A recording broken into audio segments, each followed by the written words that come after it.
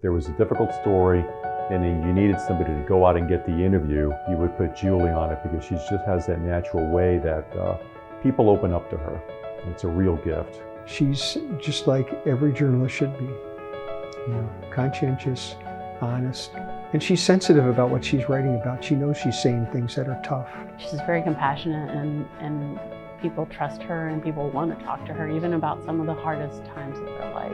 When she's got the scent of a story, she's going to pursue it to the ends of the earth, and that is certainly what she did with the Jeffrey Epstein case. She had done a major investigation on the Florida prison system, zeroing in particular on the largest women's prison in the state. And during the course of that investigation, she came to realize that a lot of them were there because they had been trafficked in some way or another, and that led her to Jeffrey Epstein. I remember Julie coming to my desk and she said, I really need you to work with me on a project. And she started telling me about Jeffrey Epstein. So much of what was generated by the Jeffrey Epstein case was behind a wall of secrecy. I think Julie's focus was the secrecy and that these victims were kept in the dark. Some of them were really surprised to know that he had gotten this slap on the wrist. These women wanted to tell their stories. They wanted to be heard. They wanted to hold him accountable. Julie eventually got some of these women to talk to her.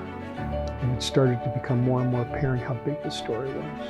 And you could see the results in the transparency and the trust of the women who were willing to come forward.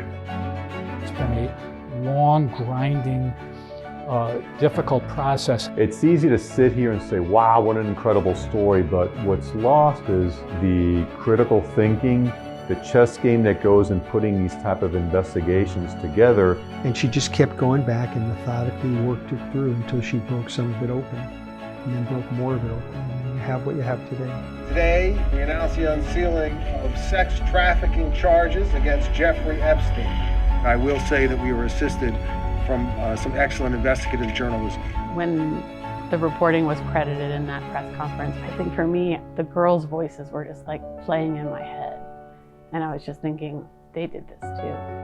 It's sad that he's not here to face the justice that he should have faced originally 10 years ago.